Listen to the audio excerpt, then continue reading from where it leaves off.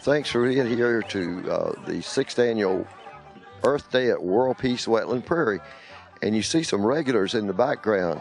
That's Donna and Kelly Mulholland and Emily Cates. And they've been out here just about every year and really made a difference in helping people have a good time on Earth Day. Some people are doing a little work. Some of the kids have been over there weeding in the butterfly garden, and well, others are just running wild back there in the back, climbing trees and having a good time. But a lot of things are planned here today. Donna has created a little spot back there she calls the Ferryville, and it's all for the kids to get in there and create a little fairy village. And this is something new this year. Don and Kelly have spent a lot more time on this because Omni's not put any time into Springfest this particular year. A lot of time and work went in last year, and rain came, so Springfest was about washed out in 2009. So this year we're trying to put it all into World Peace Wetland Prairie Earth Day. This is the new poster that Lauren Hawkins designed, and it's all my photographs, and she's made them look better than they possibly could.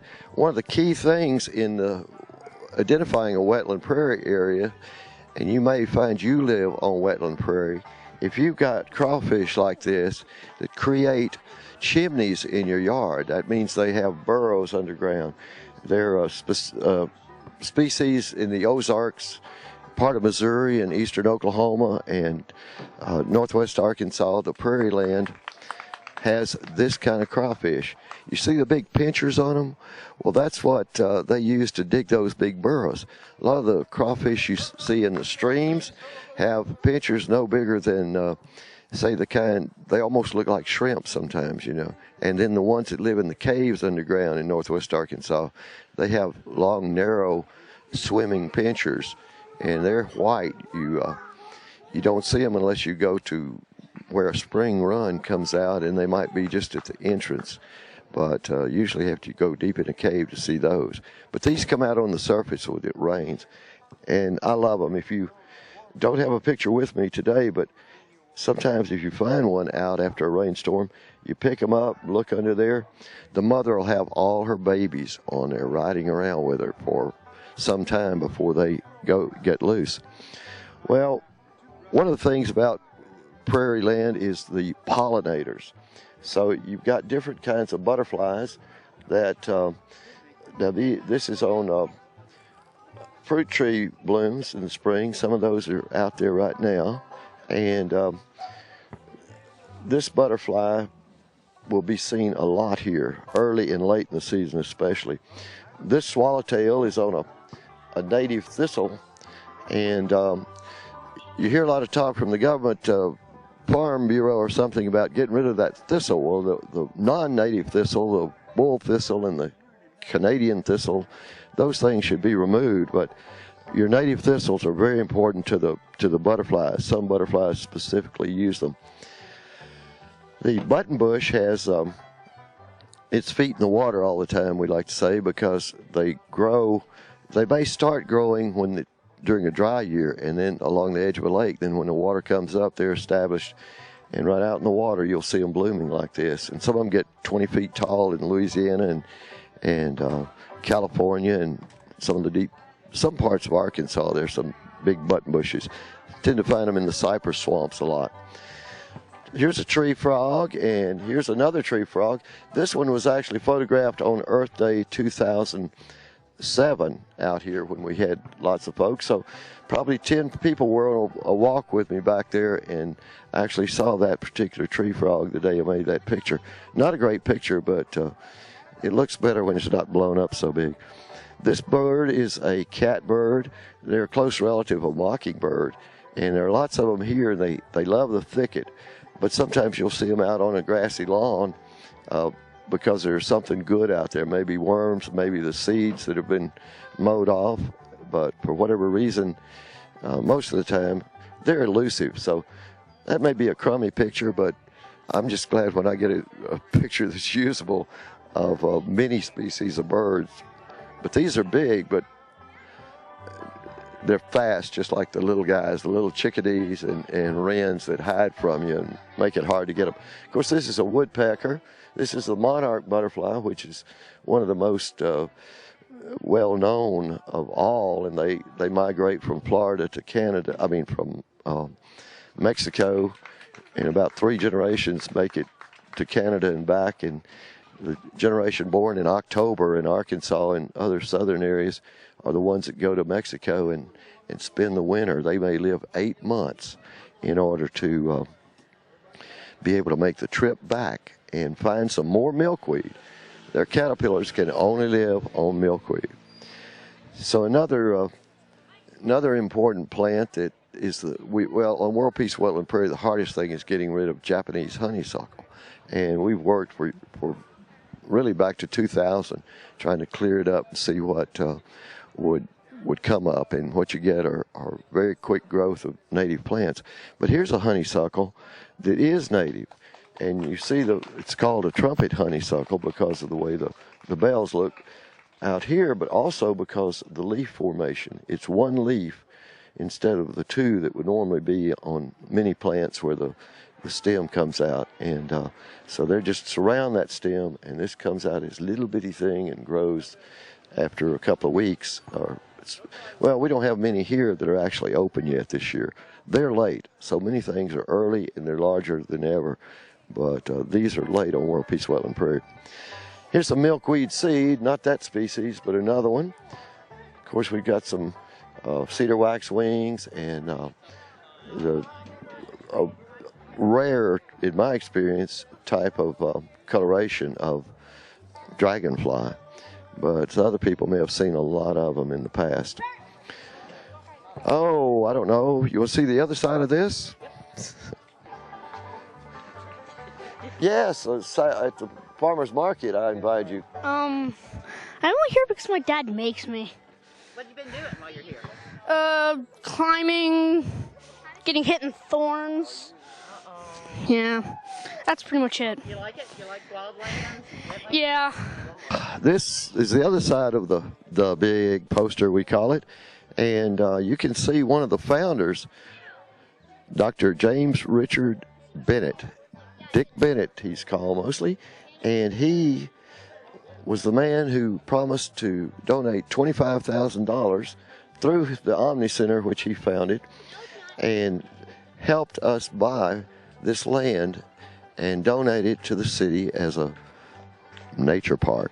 So the city did put in $50,000 from the Tree and Trail Task Force from the Coles lawsuit, but Tyson Foods also put in $25,000, and Ottawa, Arkansas produced really more than that, because Melissa Terry, whom you see in this corner, about 2 years ago, she was out there with her oldest daughter Luna, out here for Earth Day, and she was actually involved with Audubon at that time and with the Tree and Trail Task Force, so she was one of the important people in making this happen.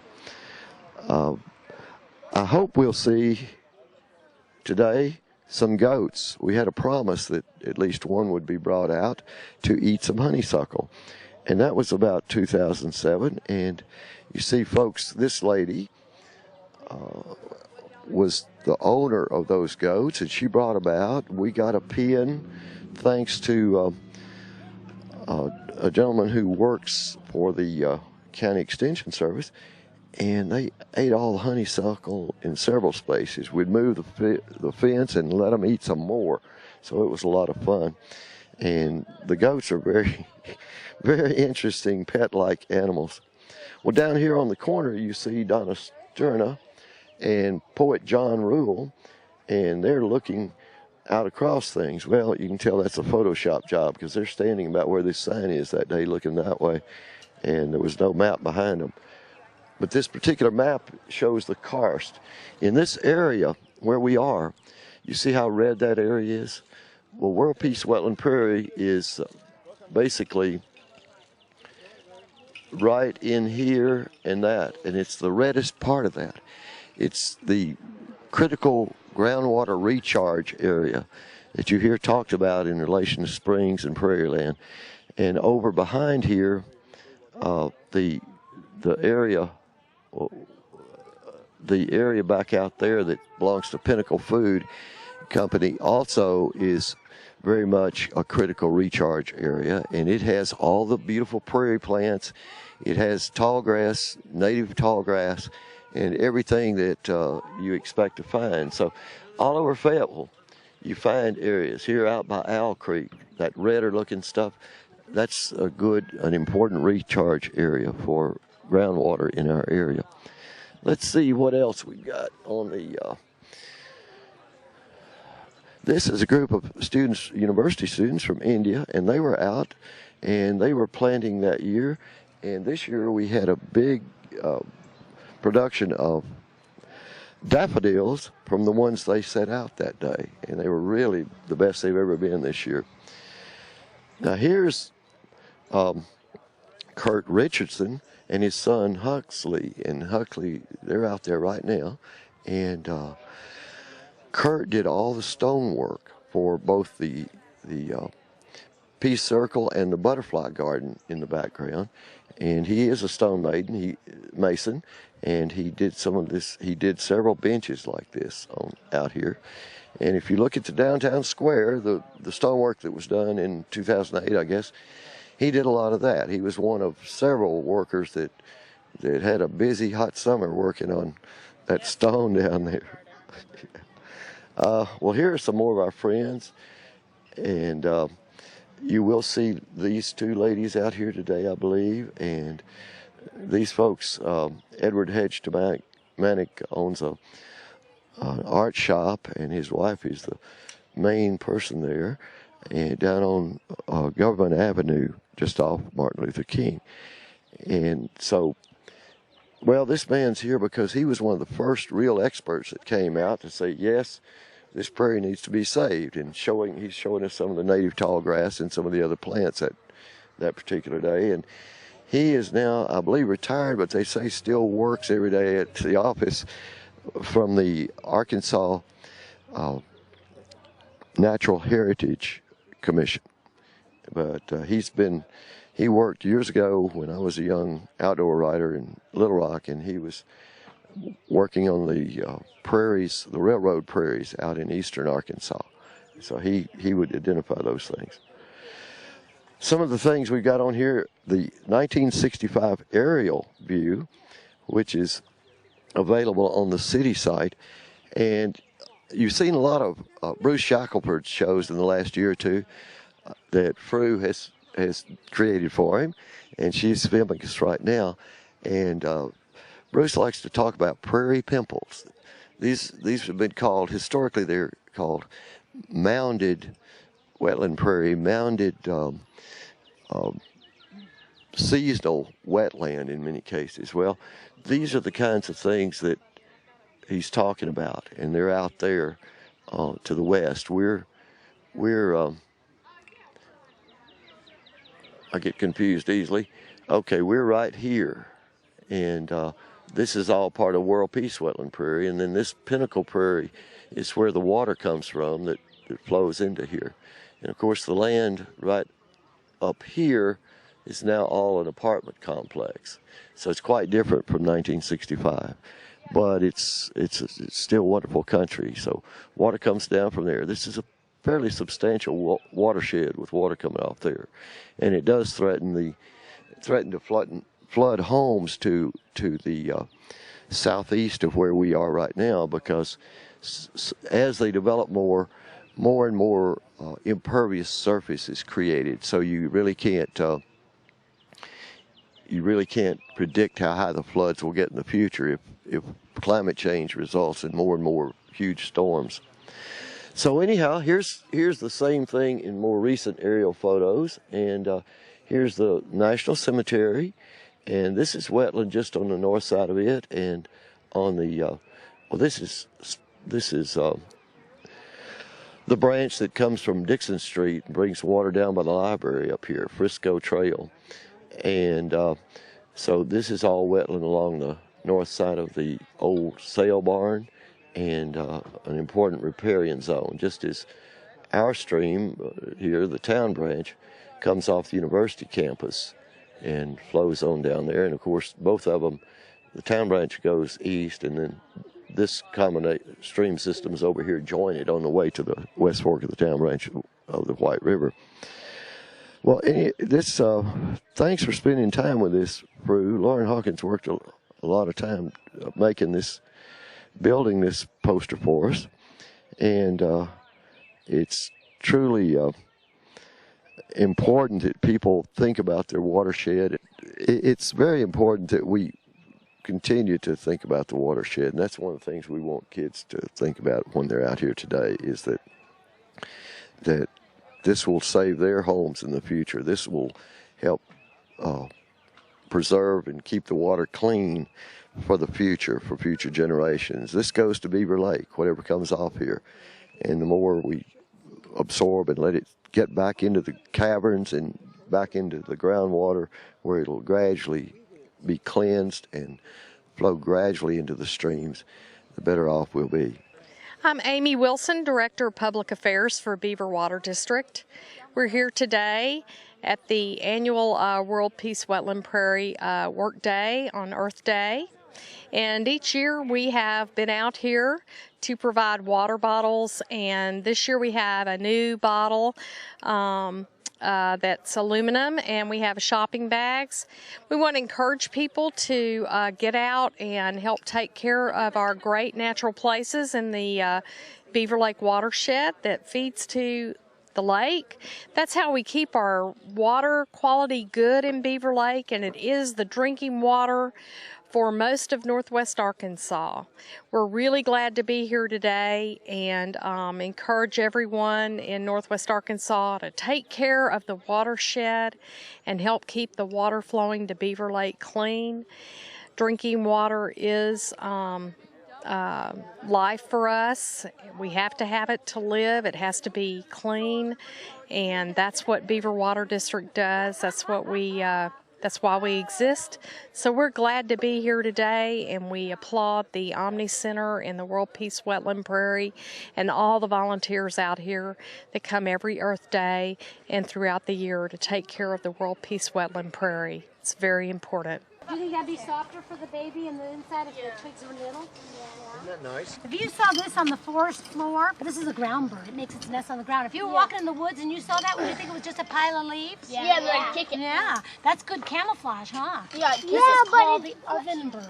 But you know why it's called the oven bird? Do you know why it's called this is interesting. You know why it's called the oven bird? I do. Because when leaves are rotting on the forest floor, they put off heat. So if this bird needs to leave the nest for a little while, it can pile those leaves over the eggs and make like a little oven. So it got the oven bird. Dude, actually, you know what I Then you might step on their face. The orchard, the northern oriole and the orchard oriole, and they are baskets. They are. This one is a woven basket made entirely. This is made of grass, and this one is made of animal hair. And Hey, what about human hair? Yeah, sometimes. Human would work. Well, Yeah. Oh, you know this one I want to show you next. Look at this. They are. And you know those little white mints called Tic Tacs? Yeah. That's how big their eggs are. I know. They lay two tiny eggs about the size of a Tic Tac. And they make their nest. You know those dandelions over there where you make a whisk? Good Chester. Isn't that amazing? Ornithologist who lives in our town. Ornithologist is a scientific name for a bird, a person who studies birds. Yeah. And we happen to have one of the greatest bird watchers in Arkansas living right in Fayetteville. His name is Joe Neal. And he found these nests and gave them to us to I've seen share. that guy. I've seen him. All right, you ready? Yep. Here we go.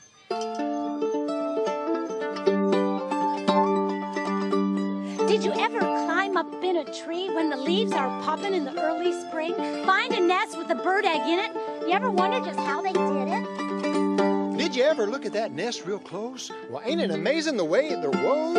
Each one is their very own. One of a kind, perfect home.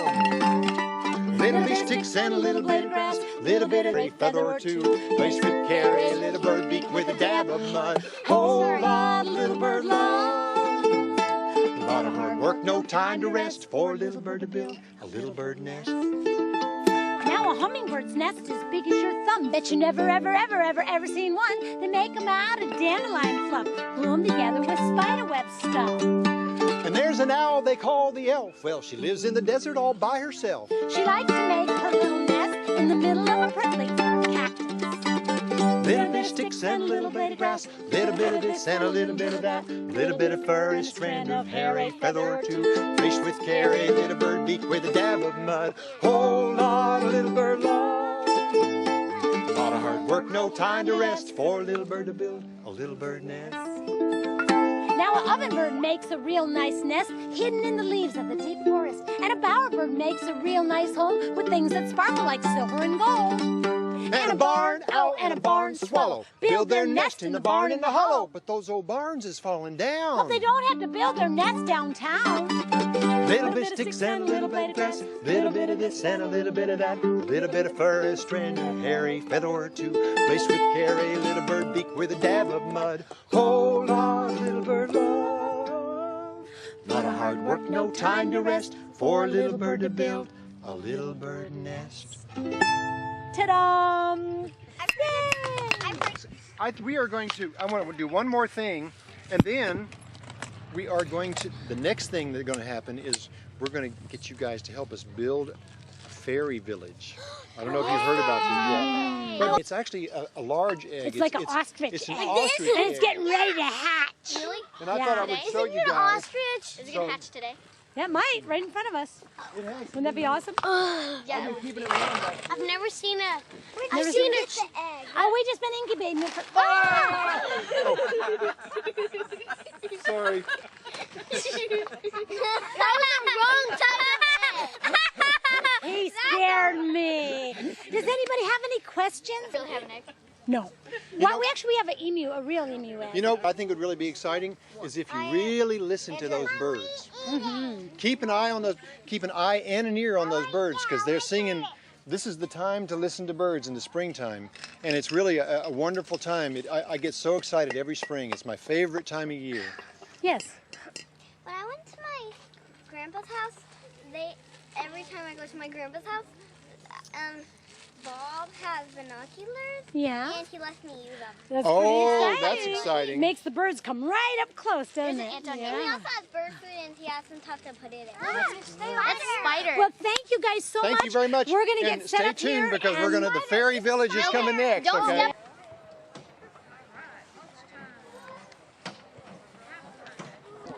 Hello, I'm Dick Bennett, and the founder of the Omni Center for Peace, Justice, and Equality. Ecology. Oh. Equality and ecology and human rights and peace, justice, economic justice and social justice, and lots of different purposes. But this is something that we have yearned to have for years, and at last we're able to achieve it with the city and with Tyson's Corporation, and now with the thanks to so many volunteers, this has become a treasure for the city of Fayetteville. This afternoon we're going to have tours for bird identification, for flowers, plants of all kinds. We have lovely music by local musicians. It's just going to be a place to celebrate nature inside the city limits of Fayetteville.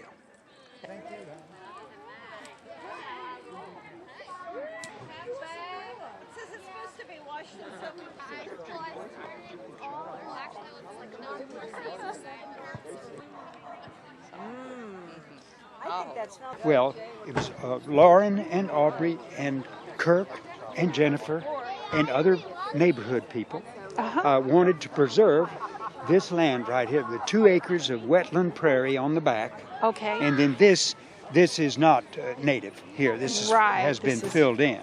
Right. So the city put up some money, Tyson's put up some money, and then at the last, when it looked like they were short of money to ever get it done, then Omni finished paying for it. So it's a partnership among those 3 groups. And if I left out somebody, I'm sorry. There might be another person through might be able to find out who it was.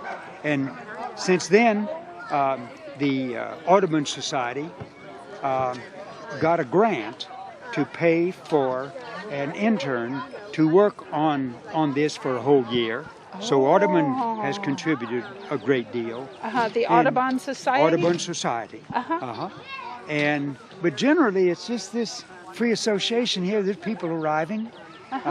You can see that there's no one walking around. Okay, you troops march over here. Directing the activities. And Kirk made this entire stone area here. It's a peace sign, and the spirit of peace is here throughout. Of people working together in their own ways, in their own pace, to preserve some land from development. And so it just amazes me. Don't get it in your eye, oh, unless you wanna cry, oh. So come on, don't be shy, oh, eat some pico de gallo. And here comes the banjo solo, better late than never. Yeah, start it.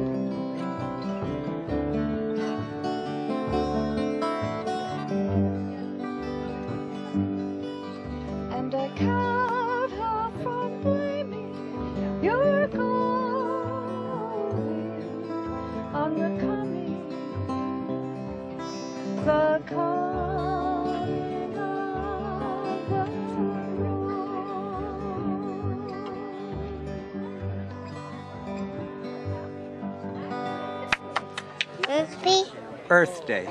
Earth Day. Happy Earth Day.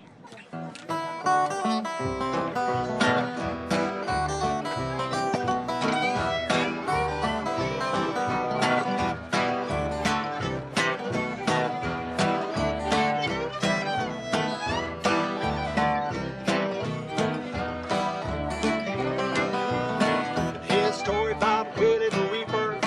Willie the Weeper, he's a chimney sweeper. He had the habit, then he had it bad. Well, listen while I tell you about a dream and he had. Hidey, hidey, hidey. Hidey, hidey, hidey. Holy, holy, ho. Holy, holy, ho. Hidey, hidey, hidey. Hidey, hidey, hidey.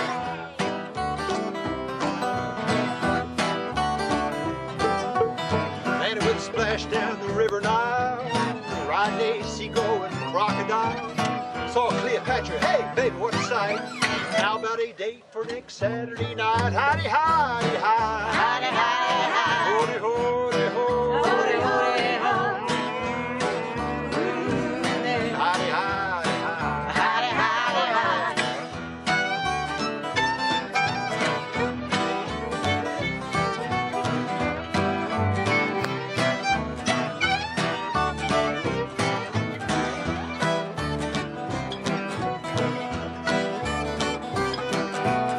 Cleopatra, that's the first one he met.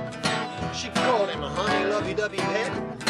She bought him a great big automobile with a diamond headlight and a golden wheel. Hidey, hidey, hidey. Hidey, hidey, hidey. Holy, holy, ho. Holy, holy, ho. Hidey, hidey, hidey. Come on, Hidey, now. hidey, hidey.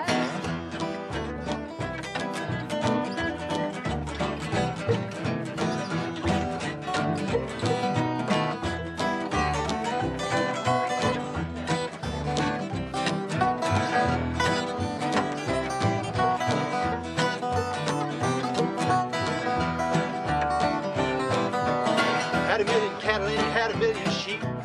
Had a million vessels on the ocean deep.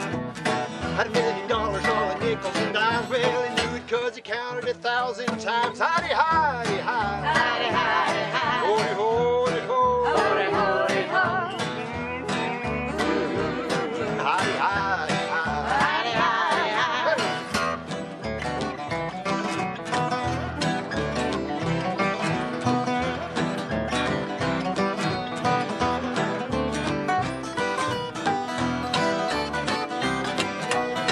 Here comes the bass. Hey. Yeah, babe.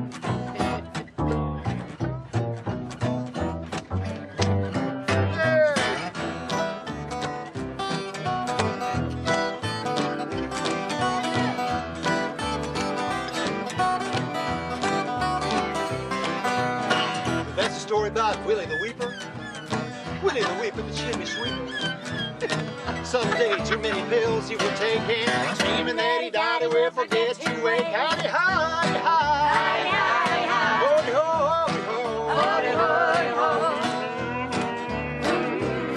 Hidey, hidey, hidey. Hidey, hidey, hidey. Holy, holy, ho. Holy, holy, ho. Hidey, hidey, hidey. Hidey, hidey, hidey. Hey, hey. Hidey, hidey, hidey. Hidey, hidey, hidey. Holy, holy, ho. Holy, holy, ho. Hidey, hidey, hidey. Hidey, hidey, hidey. Holy, holy, ho. Holy, holy, ho.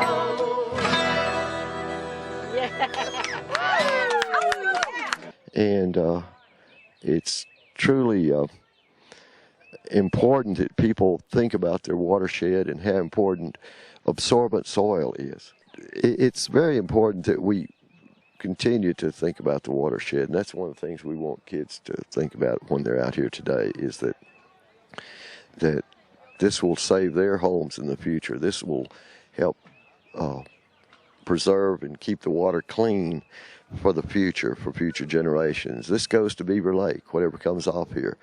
And the more we absorb and let it get back into the caverns and back into the groundwater, where it'll gradually be cleansed and flow gradually into the streams, the better off we'll be. We want to encourage people to get out and help take care of our great natural places in the Beaver Lake Watershed that feeds to the lake. That's how we keep our water quality good in Beaver Lake, and it is the drinking water for most of northwest Arkansas.